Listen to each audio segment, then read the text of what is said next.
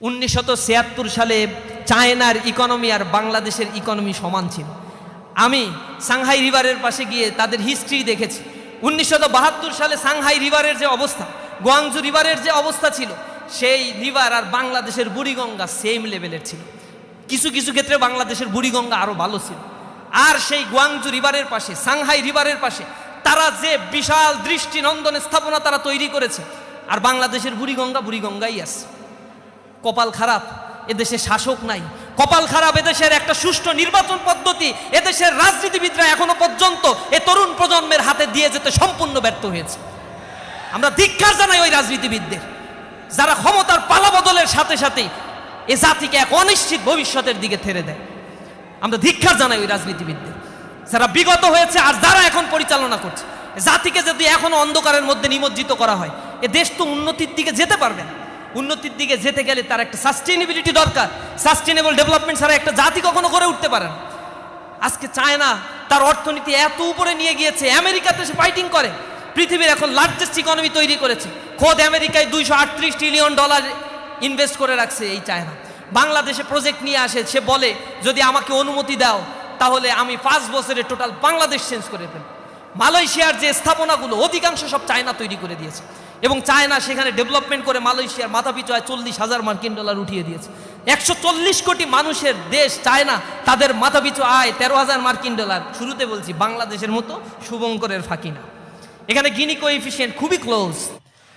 এক ভাই প্রশ্ন করছেন, সুন্দর বাংলাদেশ গঠনে ইসলামী ছাত্র শিবিরের পদক্ষেপ ভূমিকা কি? আমাদের স্লোগানটাই হচ্ছে সমৃদ্ধ সুন্দর একটি বাংলাদেশ গড়তে আমরা কতগুলো ক্রাইটেরিয়া ফলো করব, সৎ, দক্ষ আর দেশপ্রেমিক নাগরিক তৈরি করব। আমরা মনে করি যদি কারো ভিতরে সততা থাকে কিন্তু দক্ষতা না থাকে, এই সততা ভ্যালুলেস হয়ে যায়। সততা আছে কিন্তু ব্যবহার করার জায়গা নাই। আমরা দ্বিতীয়ত বলছি তোমার ভিতরে দক্ষতাও গড়ে তুলতে হবে।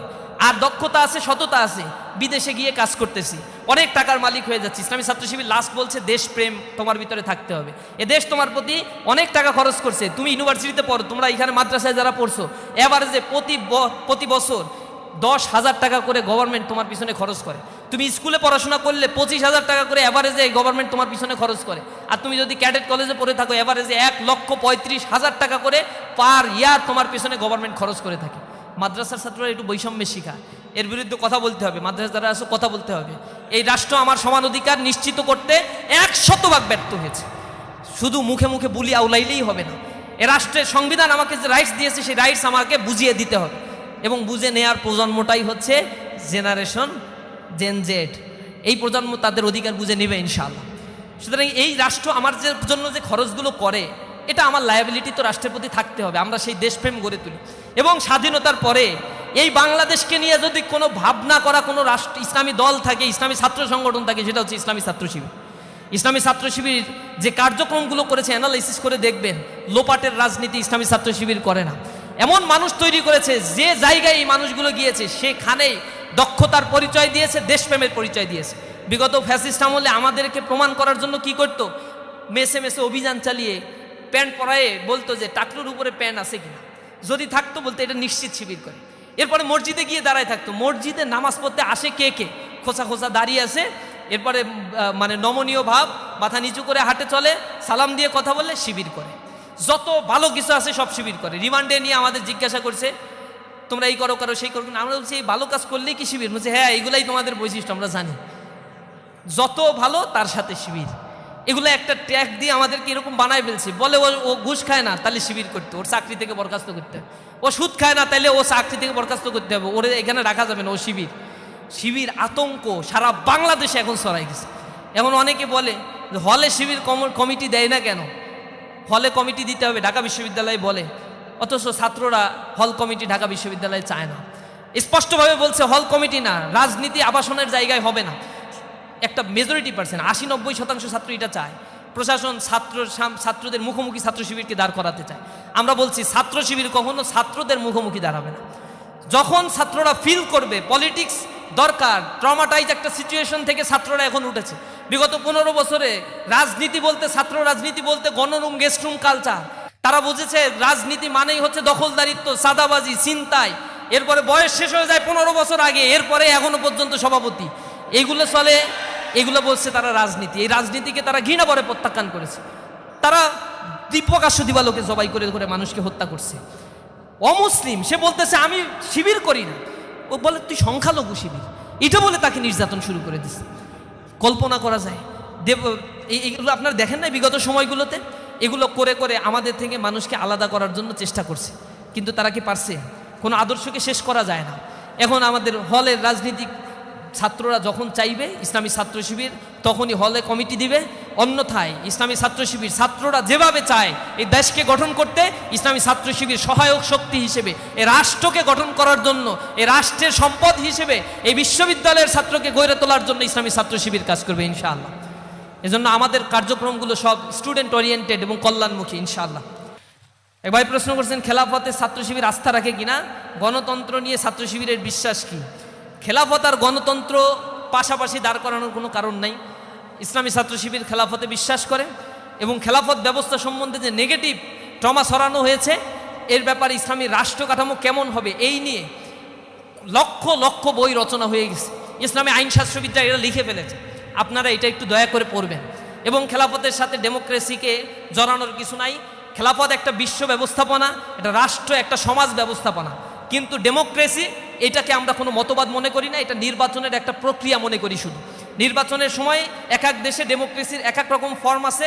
বাংলাদেশে এক ধরনের ফরমেশন, পৃথিবীর 96টা দেশে পিআর সিস্টেমে নির্বাচন হয়, কোথাও শুধু প্রেসিডেন্সিয়াল ইলেকশন সিস্টেম, কোথাও দ্বিকক্ষ বিশিষ্ট সিস্টেম, কোথাও লোকসভা বিধানসভা, এরকম বিভিন্ন সিস্টেমে ডেমোক্রেসি আছে পৃথিবীতে। এগুলো নির্বাচন একটা প্রক্রিয়া ছাড়া আমরা ডেমোক্রেসিকে আর কোনো কিছুই মনে করতে রাজি না। এটা কোনো মতবাদ বা মতাদর্শ হিসেবে আমরা এটাকে মানতে রাজি না। সুতরাং এই ডেমোক্রেসির সাথে এইটাকে মিলানোর কোনো সুযোগ নাই। ডেমোক্রেসির সব জিনিসগুলো খারাপ না, ইসলামে অনেক বিষয়গুলো এখানে অ্যাকসেপ্ট করা হয়েছে। ইসলামে নির্বাচনের সুনির্দিষ্ট কোনো পন্থা আল্লাহ রাসূল বাতলে দিয়ে যান নাই।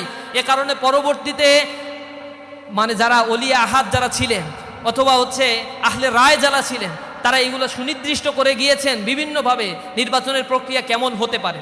সেগুলো কিছু কিছু ক্ষেত্রে ডেমোক্রেসির সাথে আদর্শিকভাবে সাংঘর্ষিক কিছু বিষয় আছে, কিছু বিষয় আছে এগুলো অ্যাকসেপ্টেন্সি। যেমন বলা হয় ডেমোক্রেসির মাধ্যমে আল্লাহ হবেন, ডেমোক্রেসিতে বলা হয় জনগণ সর্বময় ক্ষমতার মালিক। আমরা বিশ্বাস করি না, জনগণ কোনোদিন ক্ষমতার মালিক হইতে পারে না। জনগণ আল্লাহ রব্বুল আলমিনের পক্ষ থেকে খেলাফতের দায়িত্বপ্রাপ্ত একজন ব্যক্তি এবং দুনিয়াতে এই খেলাফতের দায়িত্ব আল্লাহ রব্বুল আলমিন তাকে দিয়েছেন। আল্লাহ রব্বুল আলমিনের যে ক্ষমতা, এই ক্ষমতাগুলো সার্বভৌম ক্ষমতা জনগণের মাধ্যমে আল্লাহ বাস্তবায়ন করিয়ে থাকেন। এ কারণে আমরা মনে করি আমরা যদি রাষ্ট্র ক্ষমতায় যাই, ইসলামিস্টরা মনে করে যে রাষ্ট্র ক্ষমতায় গেলে আমরা হব রাষ্ট্রের খাদেম, সেবক, আমরা রাষ্ট্রের মালিক হব না। রাষ্ট্রের মালিক আমরা হয়ে রাষ্ট্র থেকে লুটপাট করব না, রাষ্ট্রের খাদেম হব, জনগণের সেবক হয়ে আমরা কাজ করব। আমাদের অনেক জবাবদিহিতার জায়গা সেখানে থাকতে হবে। আর যারা মনে করে আমরা রাষ্ট্রের মালিক, তারা তো ক্ষমতায় গেলে নিজেদেরকে রাষ্ট্রের বলে না, আমার বাপ স্বাধীন করছে রাষ্ট্র, এটা হচ্ছে আমার বাপের দেশ, ওই বাপের মুল্লুক বানিয়ে নিয়েছে তারা এবং যা ইচ্ছা তাই করছে এই রাষ্ট্রের মধ্যে। সুতরাং ওই সিনারিও ইসলাম পছন্দ করে না। ইসলামের আহলুল হাল্লি ওয়াল আকদ আর ওলিয়া আহাদের সিস্টেম রয়েছে, মজলিসে শুরার সিস্টেম, এগুলো বিস্তর আলোচনা, এগুলো নিয়ে সেমিনার হলে কোনো দিন হয়তো আপনাদের সাথে আলোচনা করা যাবে। আপনারা ইউনিভার্সিটিতে পড়েন, বিস্তর পড়াশোনা করবেন আপনারা ইনশাআল্লাহ। জুলাই বিপ্লবের পর তো কথা ছিল বিশ্ববিদ্যালয় স্কুল কলেজগুলোতে রাজনীতি বন্ধ হবে, কিন্তু এখন পর্যন্ত অর্থাৎ 1 বছরও এটি বন্ধ না হওয়ার কারণ কি এবং রাজনীতি ক্যাম্পাসগুলোতে আসলে প্রয়োজন আছে কি না? শিবির কিভাবে লেজুর ভিত্তি ছাত্র সংগঠন না? দেখেন, লেজুর ভিত্তি বলতে আসলে কি বোঝায় এর কোনো সংজ্ঞায়ন ডেফিনেশন কারো কাছে নাই। আমরা লেজুর ভিত্তিক রাজনীতি বলতে যেটা বুঝি, মাদার পার্টির পারপাস সার্ভ করা যাবে না ক্যাম্পাসগুলোতে। যেমন অমুক ভাইয়ের শাহাদাত ওই যে দেশে প্রত্যাবর্তন দিবস, অমুকের মৃত্যুবার্ষিকী, তাই আমার ক্যাম্পাসে পোস্টারের পর পোস্টার করে জোরপূর্বক কাউকে নিয়ে এসে আলোচনা সবাই থাকতে হবে, এই কালচার আমরা অ্যাবলিশ করে দিতে চাই। ক্যাম্পাসগুলোতে হবে ছাত্রবান্ধব কার্যক্রম। এরপরে মাদার পার্টির বড় প্রোগ্রাম হবে, সেখান থেকে জোরপূর্বক সব ছাত্রদেরকে নিয়ে যাওয়া হবে হল থেকে ভর্তি করে মিছিলে স্লোগান দেওয়ার জন্য। এইটা আমরা বিশ্বাস করতে চাই না। ক্যাম্পাসে ছাত্ররা ক্যাম্পাস পলিটিক্স করবে, ক্যাম্পাসে ছাত্ররা ছাত্রদের অধিকার আদায় নিয়ে কাজ করবে। আমরা মনে করি ক্যাম্পাসের রাজনীতি অবশ্যই থাকা উচিত, কারণ রাজনীতি না থাকলে জাতীয় পর্যায়ে নেতৃত্ব থেকে রাষ্ট্র বঞ্চিত হবে। আর আমরা আরও বিশ্বাস করি প্রতিটা বিশ্ববিদ্যালয়ে ছাত্র ইউনিয়ন চালু থাকা উচিত, কারণ ছাত্র ইউনিয়ন চালু থাকলে জাতীয় নেতৃত্ব, ছাত্ররা নিজেদের মধ্য থেকে সবচেয়ে কোয়ালিফাইড লিডারশিপ তারা গ্রো আপ করতে পারে, ন্যাশনাল লিডারশিপের ক্ষেত্রে, ন্যাশনাল পলিটিক্সের ক্ষেত্রে যারা কন্ট্রিবিউশন রাখতে পারবে। সুতরাং পলিটিক্স বা পলিসি মেকিংয়ের ক্ষেত্রে অবশ্যই আমাদেরকে ইউনিভার্সিটির ক্ষেত্রে সজাগ থাকা উচিত। এই যে ডিপলিটিসাইজ সিস্টেমগুলো কখনোই ভালো কিছু বয়ে আনে না, কারণ আপনি রাষ্ট্রের অংশ আর রাষ্ট্র চালায় পলিটিক্যাল পার্টিগুলো। সুতরাং পলিটিক্যাল পার্টিতে কারা ইনক্লুড হবে, তারা যদি ছাত্র বয়স থেকে সচেতন না হয়, গড়ে উঠতে না পারে, নিজেকে তৈরি করতে না পারে, তাহলে একটা রাষ্ট্র অনেক বিষয় থেকে বঞ্চিত হয়। এজন্য পলিটিক্স প্রয়োজন আছে। ছাত্র শিবির না থাকলে হয়তো এরকম প্রোগ্রামগুলো বা আরও অনেক বুদ্ধিভিত্তিক কাজ আমি ছাত্র শিবির করে, এগুলোর থেকে ছাত্র সমাজ অনেক বেশি বঞ্চিত হতো। আর হচ্ছে বিপ্লবের পরে ছাত্র রাজনীতি বন্ধ হওয়ার কথা ছিল, বিভিন্ন ইউনিভার্সিটিতে তারা প্রতিক্রিয়া জানিয়েছে, বন্ধ হয়েছে, আমরা তাদের প্রতি রেসপেক্ট জানাই। আমরা শুরুতেই আগেই বলেছি, একটা ট্রমাটাইজ সিচুয়েশন থেকে ছাত্ররা উদ্ধার পেয়েছে। পলিটিক্সের প্রতি ভালো আকর্ষণ তৈরি করার জন্য সকল ছাত্র সংগঠন করে ভালো কাজগুলো করে দেখাতে হবে। এবং আমরা বলছি রাজনীতির ক্ষেত্র হবে ক্যাম্পাস, আর সেখানে হবে মার্কেট প্লেস অফ ভ্যালুস, অর্থাৎ প্রত্যেকেই প্রত্যেকের আদর্শের কথাগুলো এজেন্ডা নিয়ে কথা বলবে। এমন হবে না আমি এখানে দাঁড়িয়ে 20 মিনিট কথা বললাম, তার 19 মিনিটই বললাম আর একটা দলের গিবত, আর একটা দলের মন্দ চর্চা নিয়ে কথাবার্তা বলা, এটা যেন না হয়।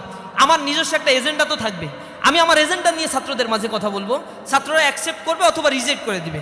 অ্যাকসেপ্ট করলে আলহামদুলিল্লাহ তুমি আসো, রিজেক্ট করলে আলহামদুলিল্লাহ তুমি তোমার স্বাধীন চেতা মনোভাব তুমি প্রদর্শন করো। এই জিনিসগুলো আমরা ওয়েল উইশ এবং ওয়েল ইনভাইট করি তাদেরকে। ক্যাম্পাসগুলোতে জোরপূর্বক আর রাজনীতি করতেই হবে, না করলে ধরে নিয়ে যাওয়া, খাবার বন্ধ করে দেওয়া, এরপরে হচ্ছে টর্চার সেল তৈরি করে তাদেরকে টর্চার করা। এই রাজনীতি 5 আগস্টের পরে এগুলোর কবর রচনা হয়ে গেছে। এগুলো আবার পুনরাবৃত্তি যদি কেউ করতে চায়, তাদের দশা একই হবে। তো একজন তো দিল্লি গিয়ে পালিয়ে জায়গা পাইছে, আর অন্যদের তো আবার অন্য জায়গায় যাওয়ারও অনেক জায়গা থাকবে না। এজন্য সতর্ক হইতে হবে, সেটা আমরা বা অন্য কেউ যেই করুক না কেন, চোখে চোখ রেখে কেউ অন্যায় করলে দেখিয়ে দিবে। ইসলামী ছাত্র শিবির করছে এই জন্য বলা যাবে না, এনাই বেনাই বলতে হবে না। ইসলামী ছাত্র শিবির ওপেন সব কিছুর ক্ষেত্রে। বিশ্ববিদ্যালয়কে বলবেন, বিশ্ববিদ্যালয় না শুনলে কেন্দ্রের কাছে মেইল করার অবারিত সুযোগ আছে। আমরা বলি পরামর্শ দাও, অভিযোগ থাকলে অভিযোগ দাও, আমরা ব্যবস্থা নিব। ইসলামী ছাত্র শিবির তার জনশক্তিদেরকে তৈরি করে আদর্শিকভাবে। আমরা বিশ্বাস করি একটা সমাজ ব্যবস্থা আদর্শের ভিত্তির উপরে গড়ে উঠলে সেই সমাজ ব্যবস্থাটা টিকে যায়। ইনশাআল্লাহ আমরা সেই সমাজ ব্যবস্থা গড়ে তুলতে পারবো। সর্বোপরি আপনাদের জন্য আল্লাহ রাব্বুল আলামিনের কাছে দোয়া করি, আপনাদের চমৎকার একটি ভবিষ্যৎ, চমৎকার একটি জার্নি যে বিশ্ববিদ্যালয় আপনারা শুরু করেছেন, এইটা হচ্ছে বিশ্ববিদ্যালয় ইউনিভার্সাল একটা জায়গা, ইউনিভার্সাল এক্সপেরিয়েন্স আপনারা এখানে গ্যাদার করতে পারবেন। ফার্স্ট ইয়ারে আপনারা ভর্তি হয়েছেন, এইখান থেকেই নিজেদের ভালো একটা রেজাল্ট করার জন্য কম্পিটিশন করেন। বন্ধু বান্ধবদের মধ্যে একটা প্রবণতা, আমি জানি না চিটাগাং ইউনিভার্সিটিতে আছে কিনা, আমিও প্রায় 3-4টে বিশ্ববিদ্যালয়ে পড়ার সুযোগ হয়েছে। সেই বিশ্ববিদ্যালয়ে 3টা বিশ্ববিদ্যালয়ে পড়ছি, সেখানে দেখছি যে ফার্স্ট ইয়ারে ছাত্র ভর্তি হওয়ার পরে চিন্তা করে আমি মানে নোট করব, আর কাউরে দেবো না, আমি ফার্স্ট হব, কারণ ফার্স্ট হলে ইউনিভার্সিটি টিচার হওয়া যায়। এরপরে সিনিয়রদের সাথে খুব ভালো সম্পর্ক করে নোটপাতি নিয়ে আসে, আর একজনকে বলে না। ফার্স্ট ইয়ারের ফার্স্ট টার্ম যাওয়ার পরে যখন দেখে রেজাল্ট পিছনের দিকে, তখন আস্তে আস্তে ওপেন মাইন্ডেড হওয়ার চেষ্টা করে। এর আগ পর্যন্ত সবাই আসলে ফার্স্ট ক্লাস ফার্স্ট হইতে চায়, এটা দোষের কিছু না।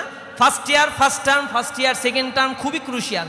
এখানে ভালো রেজাল্ট করলে বাকি 3 বছর অটোমেটিক্যালি ভালো রেজাল্ট হয়ে যায় আপনাদের। এ কারণে এই সময়টাতে র্যাক দিয়ে ডেকে নিয়ে যাচ্ছে, এরপরে খেলার মাঠে নিয়ে গিয়ে ওই আমাদের ওই যে কিটস বহন করাইতো, এগুলো থেকে বিরত থাকবেন দয়া করে। খেলাধুলা, এরপরে র্যাগের নামে, র্যাগটাকে এগুলো তো এখন আর বাংলাদেশে না, এগুলো সাস্টেইন করে না, উঠে গেছে। সময়কে ব্যয় করবেন না। ফার্স্ট ইয়ারের ছাত্ররা প্রচুর পড়াশোনা করবেন, ফার্স্ট ইয়ারটা রেস্ট ইয়ার হিসেবে কাটাবেন না, সেকেন্ড ইয়ার ডোন্ট কেয়ার বলে কাটাবেন না। তাহলে এমন হবে যে অনার্স শেষ হয়ে যাবে, কিন্তু 4-5টা সাবজেক্ট এখনও বাকি আছে, এই কারণে অনার্স শেষ হয়নি, অলরেডি 10 বছর পার হয়ে গেছে। এরকম হলে কিন্তু হল থেকে বের করে দেবে, এরকম হলে কিন্তু বিশ্ববিদ্যালয়ের ছাত্ররা আপনাকে অ্যাকসেপ্ট করবে না। এখানে আদুবাই হওয়ার কোনো সুযোগ নাই, রেগুলার ছাত্র হিসেবে বের হয়ে যেতে হবে। এখন কম্পিটিশন অনেক বেশি। এই বিশ্ববিদ্যালয়ে পাশ করার পরে আপনাকে আবার যদি বিসিএস ক্যাডার হইতে চান, 4 বছর আবার পড়াশোনা করতে হবে।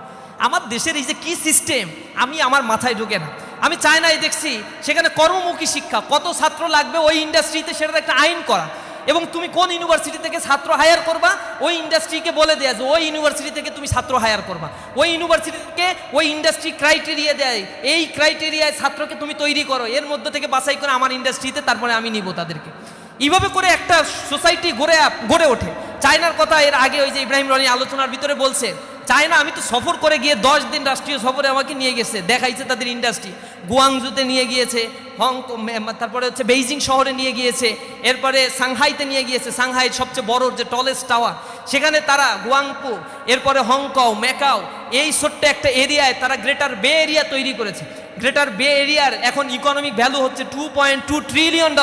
ঢাকা সিটির মতো একটা ছোট্ট এরিয়া যার ইকোনমি পৃথিবীর অনেক দেশের অর্থনীতির চাইতে অনেক বড়। এর টার্গেট করেছে আগামী 2-3 বছরের ব্যবধানে এই গ্রেটার বে এরিয়ার ইকোনমিক ভ্যালু হবে $4.4 trillion. Can you imagine? China যখন স্বাধীনতা অর্জন করেছিল, কমিউনিজম বিপ্লব হয়েছিল 1949-এ, এরপর থেকে মাও সেতুংয়ের নেতৃত্বে যে বিপ্লব তারা সংগঠিত করেছিল সেই বিপ্লব ক্লাপস করেছে। ক্যাপিটালিজম সেইখানে সাস্টেইন করতে পারে নাই। মাও সেতুংয়ের সময়ে ভিতরে অনেক বড় বড় একটা ট্রমাটাইজ সিচুয়েশন, সেখানে অনেক মানুষকে হত্যা করা হয়েছিল। মাও সেতুং যখন মৃত্যুবরণ করলো 1976-এ এসে দে চিয়াওপিং যখন ক্ষমতায় আসলো, তখন তিনি লিবারেল হয়ে গেলেন। সম্পদের উপরে মানুষের অধিকার প্রতিষ্ঠা করলেন, জমি কৃষকদেরকে বর্গা দেওয়া শুরু করলেন, নতুন ইকোনমিক বন্দোবস্তের মধ্য দিয়ে করাপশন ফ্রি একটা সোসাইটি তৈরি করার জন্য, একটা ওয়েলফেয়ার একটা সিস্টেম ডেভেলপ করার জন্য তিনি কাজ করা শুরু করেছিলেন। 1976 সালে চায়নার ইকোনমি আর বাংলাদেশের ইকোনমি সমান ছিল। আমি সাংহাই রিভারের পাশে গিয়ে তাদের হিস্ট্রি দেখেছি। 1972 সালে সাংহাই রিভারের যে অবস্থা, গুয়াংজু রিভারের যে অবস্থা ছিল, সেই রিভার আর বাংলাদেশের বুড়িগঙ্গা সেম লেভেলের ছিল। কিছু কিছু ক্ষেত্রে বাংলাদেশের বুড়িগঙ্গা আরও ভালো ছিল। আর সেই গুয়াংজু রিভারের পাশে, সাংহাই রিভারের পাশে তারা যে বিশাল দৃষ্টিনন্দন স্থাপনা তারা তৈরি করেছে, আর বাংলাদেশের বুড়িগঙ্গাই আছে। কপাল খারাপ, এদেশে শাসক নাই। কপাল খারাপ, এদেশের একটা সুষ্ঠু নির্বাচন পদ্ধতি এদেশের রাজনীতিবিদরা এখনো পর্যন্ত এ তরুণ প্রজন্মের হাতে দিয়ে যেতে সম্পূর্ণ ব্যর্থ হয়েছে। আমরা ধিক্কার জানাই ওই রাজনীতিবিদদের, যারা ক্ষমতার পালাবদলের সাথে সাথে এ জাতিকে এক অনিশ্চিত ভবিষ্যতের দিকে ঠেলে দেয়। আমরা ধিক্কার জানাই ওই রাজনীতিবিদদের, যারা বিগত হয়েছে আর যারা এখন পরিচালনা করছে। জাতিকে যদি এখনো অন্ধকারের মধ্যে নিমজ্জিত করা হয়, এ দেশ তো উন্নতির দিকে যেতে পারবে না। উন্নতির দিকে যেতে গেলে তার একটা সাস্টেইনেবিলিটি দরকার। সাস্টেইনেবল ডেভেলপমেন্ট ছাড়া একটা জাতি কখনো গড়ে উঠতে পারে না। আজকে চায়না তার অর্থনীতি এত উপরে নিয়ে গিয়েছে, আমেরিকাতে সে ফাইটিং করে, পৃথিবীর এখন লার্জেস্ট ইকোনমি তৈরি করেছে। খোদ আমেরিকায় $238 ট্রিলিয়ন ইনভেস্ট করে রাখছে এই চায়না। বাংলাদেশে প্রজেক্ট নিয়ে আসে, সে বলে যদি আমাকে অনুমতি দাও তাহলে আমি 5 বছরে টোটাল বাংলাদেশ চেঞ্জ করে ফেলব।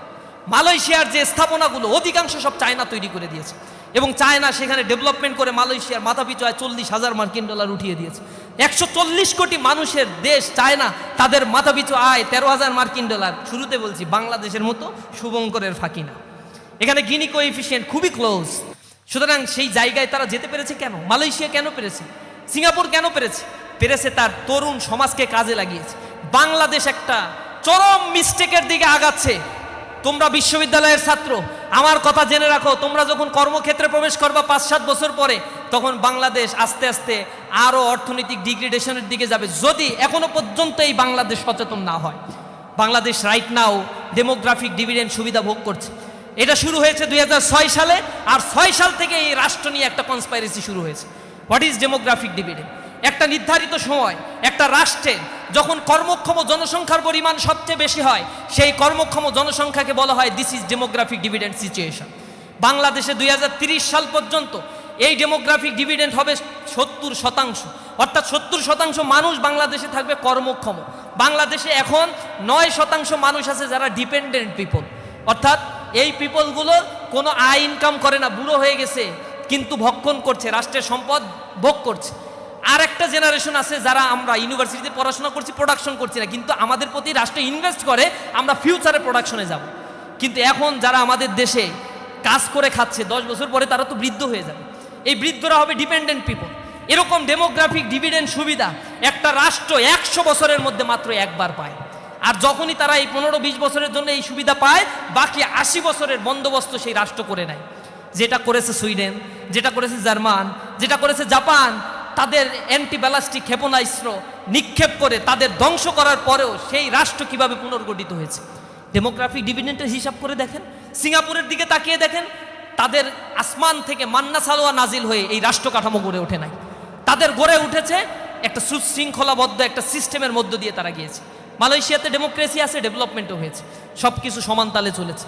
এই যে জায়গাগুলো তারা ডেমোগ্রাফিক ডিভিডেন্ডকে কাজে লাগিয়েছে, জনসংখ্যাকে জনসম্পদে রূপান্তর করেছে, তরুণ প্রজন্ম থেকে ট্রেন আপ করেছে, যা মানে চায়নায় 17,000 টেকনিক্যাল ইউনিভার্সিটি তারা তৈরি করেছে, কোটি কোটি ছাত্রকে ট্রেন আপ করে কটেজ ইন্ডাস্ট্রি বানিয়ে দিয়েছে, হাইটেক ইন্ডাস্ট্রি বন্ধ, কটেজ ইন্ডাস্ট্রি তৈরি করে লেয়ার সৃষ্টি করে দিয়েছেন। তুমি এন্টারপ্রেনিয়ার হতে চাও, তোমার জন্য ট্রেন আপ, তোমার জন্য অর্থ, ব্যাংক, বিমা সব কিছু ওপেন করে দিয়েছে চায়না। পৃথিবীর দেশগুলো, সব দেশগুলো এই সুযোগ সুবিধা তার নাগরিককে দেয়। আর আমার দেশের কপাল এত খারাপ, আমার দেশে পদ্মা ব্রিজ করতে গিয়ে 3 গুণ টাকা খরচ করে, আর 1 গুণ টাকা দিয়ে পদ্মা ব্রিজ করে বাকি 2 গুণ টাকা বিদেশে পাচার করে। ডেভেলপমেন্টের কথা শুনে আমাদের উন্নয়নের মহাসড়কে উঠাই দিয়ে তলা ফাঁকা করে দিয়ে নিয়ে চলে গেছে এবং দিল্লির পারপাস সার্ভ করছে। এই ডেমোগ্রাফিক ডিভিডেন্ড যদি আমি লাভ করতে পারতাম, আমার বাংলাদেশ আজকে মাথাপিছু আয় প্রেডিকশন করা হয়েছিল অবশ্যই অবশ্যই সেটা 8,000 মার্কিন ডলার ছাড়িয়ে যাওয়ার কথা। কিন্তু কপাল পোড়া আমরা, এমন নেতৃত্ব আমাদের উপর চাপিয়ে দিয়েছে, এমন শিক্ষা ব্যবস্থা আমাদের উপর চাপিয়ে দিয়েছে যে শিক্ষা ব্যবস্থায় শেখার পরে এই ইউনিভার্সিটির মাস্টাররা আমাদেরকে শেখায়, আর শেখানোর পরে 4-5 বছর আমাদের আবার পড়তে হয় আর একটা চাকরি জোটানোর জন্য। তাহলে এই লেখাপড়া করার আমার কি দরকার? ফার্স্ট ইয়ার থেকেই তো আমার বিসিএস এর বই ধরাই দেওয়া উচিত ছিল। ইউনিভার্সিটিগুলো, ঢাকা ইউনিভার্সিটিতে যাবা, ক্লাসে ছাত্র খুঁজে না পাওয়া গেলেও লাইব্রেরিতে বসে পড়ার জায়গার অভাব হয় না, এবং সেইখানে লাইব্রেরিতে যে দেখা যায় যে গবেষণার বইগুলো ময়লা পড়ে আছে, মোছার লোক নাই, আর বিসিএস এর বইগুলো পড়তে পড়তে সেগুলোর পাতা ছিঁড়ে অবস্থা খুবই খারাপ। অথচ একটা ইউনিভার্সিটি নলেজ ক্রিয়েশনের জায়গা হওয়ার কথা ছিল, সেখানে ইনভেস্টমেন্ট সরকার করে না, ইনভেস্টমেন্ট করে মানে এই স্ট্রাকচারাল ডেভেলপমেন্টের ক্ষেত্রে। পৃথিবীর 58তম র্যাঙ্কিংয়ের একটা ইউনিভার্সিটি আমি গিয়েছিলাম, ইউনিভার্সিটি অফ মালয়। এই জায়গায় গেলে তোমার মনে হবে যে এইটা কেমনে এরকম একটা ইউনিভার্সিটি হয়, স্ট্রাকচারই ঠিক নাই, মানে দেখতে ভালো লাগে না, সূক্ষ্ম শুষ্ক। লাইব্রেরি থেকে তুমি পাগল হয়ে যাবে, সেখানে রিসার্চ হচ্ছে, গবেষণার পর গবেষণা ছাত্ররা করছে, তাদের থাকার জায়গার অ্যাকোমোডেশন আর ফ্যাসিলিটিসের দরকার হয় না, তারা চায় সোসাইটিকে পরিবর্তনের জন্য নিজেদেরকে প্রোডাক্ট হিসেবে তৈরি করতে। আর আমার দেশের বুয়েট থেকে পড়ার পরে 60% স্টুডেন্ট দেশের বাইরে চলে যায়। 60% মেধা ধরেই রাখতে পারে না এই দেশ, তাদের কোনো হুঁশও নাই। তাদের জন্য একটা গবেষণাগার করে দিবে, ইউনিভার্সিটিগুলোতে বরাদ্দ দিবে, ইউনিভার্সিটির টিচারের র্যাঙ্কিং উঠবে গবেষণা খাতে বরাদ্দের উপরে, ইউনিভার্সিটির টিচারদেরকে টার্গেট দিয়ে দিবে, এই পর্যায়ের যদি ফান্ডিং আনতে পারো তাহলে তুমি অ্যাসোসিয়েট প্রফেসর হবে, এছাড়া হইতে পারবা না। আমার টিচাররা আবার আমার কথায় অখুশি হয়। পৃথিবীর বিভিন্ন জায়গাতে এরকমই করে রে ভাই, টিচাররা পলিটিক্স অতিমাত্রায় করে ছাত্রদের উপরে এর একটা নেগেটিভ প্রভাব ফেলে সব জায়গা তারা আজকে বিশৃঙ্খলা সৃষ্টি হচ্ছে। সব টিচার না, একটা বড় অংশের টিচার তো রিসার্চ করছে আলহামদুলিল্লাহ, তবে একটা অংশ কিন্তু এই কাজগুলো করছে। ছাত্ররাও এই জায়গায় গা ভাসিয়ে দিয়ে লেখাপড়া বাদ দিয়ে তুমি যদি তোমাকে গড়ে তুলতে চাও তাহলে তোমার দেশে জেনে রাখো রাইট নাও 40 লক্ষ বেকার আছে, তুমিও কোনোদিন এই খাতায় তোমার নামটাও লেখাইতে বাধ্য হবা। এটাও যদি না লেখাও তাহলে 1 কোটি বাংলাদেশে ডিসগাইজ আনএমপ্লয়েড আছে, অন্তত 1 কোটির কাতারে তোমার নামটা তুমি লেখাইতে পারবা। তুমি প্রত্যাশা করো 20,000 টাকার চাকরি, এই রাষ্ট্র তোমাকে 10,000 টাকার চাকরি তাই সার্কুলার দিয়ে বলবে অনার্স মাস্টার্স পাস, প্রতি তজসা কোনো বিশ্ববিদ্যালয় থেকে তাও পাস হইতে হবে। নিজের লজ্জা হওয়া উচিত। ইউনিভার্সিটিতে পাশ করে 12,000 টাকার চাকরির জন্য ইউনিভার্সিটি গ্রাজুয়েট সে আবেদন করতে হয়, উদ্যোক্তা হইতে পারে না। এদেশে যে শিক্ষা কমিশন আমাদেরকে গঠন করা হয়েছে স্বাধীনতার পরে, যে শিক্ষা আমাদের উপরে চাপিয়ে দেওয়া হয়েছে, লাঞ্ছনা করা একটা শিক্ষা ব্যবস্থা। এই শিক্ষা ব্যবস্থা সেই ম্যাকলে কমিশন 1843 সালে যে সুপারিশ দিয়েছিল তার আদলে তারা বলেছিল আমরা একটা প্রজন্ম তৈরি করতে চাই, যে প্রজন্ম দেহে মানসিক গড়নে হবে হচ্ছে বাঙালি, আর মনস্তাত্ত্বিকভাবে শিক্ষা দীক্ষায় হবে ব্রিটিশদের দাস। আমরা সেই দাসে পরিণত হয়েছি। আমার বাবা আমি একটা চাকরি করি এটাকে প্রেফার করে, আমি উদ্যোক্তা হই এটাকে প্রেফার করতে চায় না।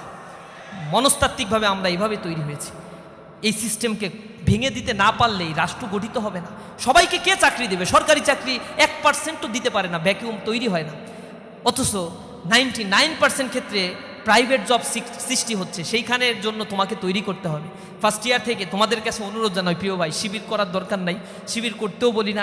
এই নবীন বরণ করে তোমাদের কাছে কিছু অনুরোধ আমরা জানাই, কারণ you are the next generation, you are the future of this society, so build yourself for the future better, for the betterment of this country. আল্লাহর রাস্তে তোমরা নিজেদেরকে একটু তৈরি করো। তোমরা যদি তৈরি হয়ে যাও, হক কথা বলতে শেখো, নিজেদের দক্ষতাকে কাজে লাগাও, আর যদি করাপশন থেকে নিজেদেরকে বাঁচিয়ে রাখতে পারো তাহলে নিঃসন্দেহে এই রাষ্ট্রটা গঠিত হয়ে যাবে। আর ইসলামী ছাত্র শিবির এই সুন্দর একটা রাষ্ট্র গঠনের স্বপ্ন দেখে। আমরা চিন্তা করি এই রাষ্ট্রের উপরে লাল সবুজের পতাকাকে খামচে ধরে আর কোনো শকুন যেন এখান থেকে আমার স্বাধিকার, আমার সার্বভৌমত্বকে আর যেন কেড়ে নিতে না পারে। এজন্য আত্মপ্রত্যয়, স্বনির্ভরশীল হয়ে দক্ষতা সম্পূর্ণ চোখ কান খোলা একটা প্রজন্ম গড়ে উঠতে হবে, যে প্রজন্ম নিজেকে গড়ে তুলবে, এই রাষ্ট্রের পারপাস সার্ভ করবে, এই দেশটাকে ওন করে বুকে হাত দিয়ে বলবে এই দেশ আমার, এই রাষ্ট্র আমার, এই রাষ্ট্রকে গড়ে তোলার দায়িত্ব আমার, আমি আমার দেশকে ভালোবাসি। এই চেতনাটুকু আমরা যখন নিজেদের মধ্যে জাগ্রত করতে পারবো, কোনো হুঙ্কার আমাদেরকে পিছু টান দিয়ে রাখতে পারবে না। আমরা বিশ্বাস করি উষার দুয়ারে হানি আঘাত, আমরা আনিব রাঙা প্রভাত, আমরা টুটাবো তিমির রাত বাধার বিন্দাচল। আমরা অন্ধকার বিদূরিত করে দিয়ে আলোর প্রস্ফুটিত মশাল হাতে নিয়ে এ জাতিকে জ্ঞানের আলোকে আলোকিত করে সমাজ ব্যবস্থাকে পাল্টে দিয়ে তাক লাগানো একটা উৎকর্ষতা সাধনের ব্রুতি নিয়ে যেন এই পথ চলাকে আমরা সামনে নিয়ে যেতে পারি, সে আহ্বান জানিয়ে আমার কথা শেষ করছি। হাজা মা ইনদি ওয়া ইলমু ইনদাল্লাহ আলাইহি তাওয়াক্কালতু ওয়া ইলাইহি উনীব। আসসালামু আলাইকুম ওয়া রাহমাতুল্লাহ।